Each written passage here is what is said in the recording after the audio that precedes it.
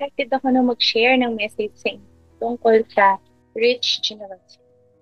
Ang key verse natin today ay galing sa Luke 6 verse 38. Sabi po dito ni Jesus Christ, "Give, and it will be given to you, a good measure, pressed down, shaken together, and running over, will be poured into your lap. For with the measure you use, it will be measured to you."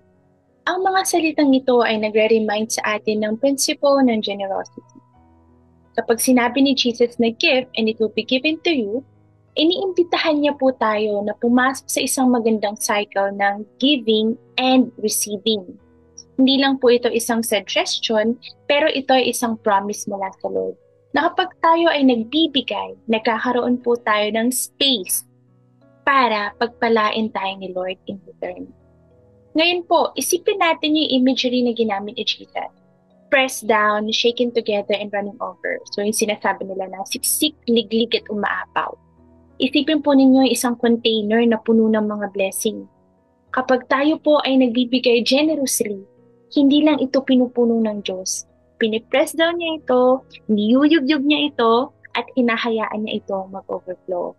Isang vivid na image ng abundance ng Lord na overflowing sa ating mga buhay sa mga paraang hindi natin na-expect.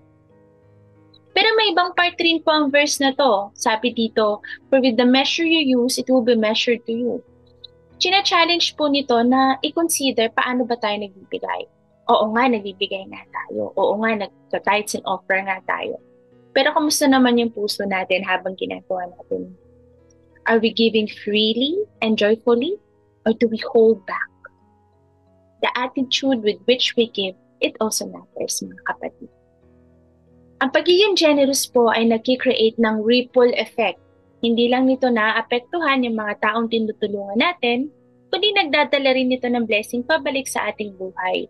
Ito yung promise ng Lord. When we open our hearts to giving, we create a room in our lives for the Lord to bless us and prosper us.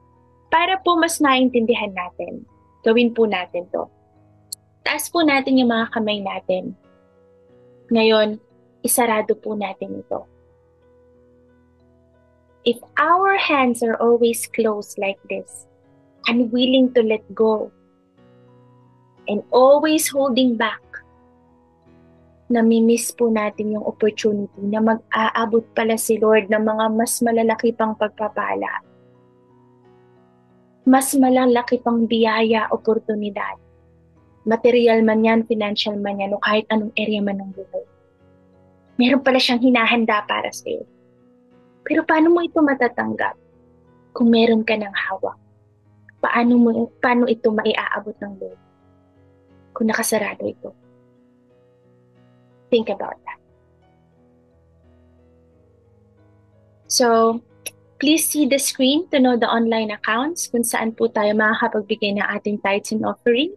Pwede rin kayo magbigay ng cash sa mga churches kung saan po kayo physically umaattend. And with that in mind, let's pray. Dear Heavenly Father, thank you for your abundant love and the promise in Luke 6 verse 38 that when we give, it will be given back to us. Help us to cultivate a spirit of generosity, giving not out of obligation, but out of love, joy, and a grateful heart. Open our eyes to the needs of the people around us and empower us to respond with kindness and compassion. May our giving create a ripple effect of hope and encouragement, and as we share our blessings, let our lives overflow with your grace. In Jesus' name, amen.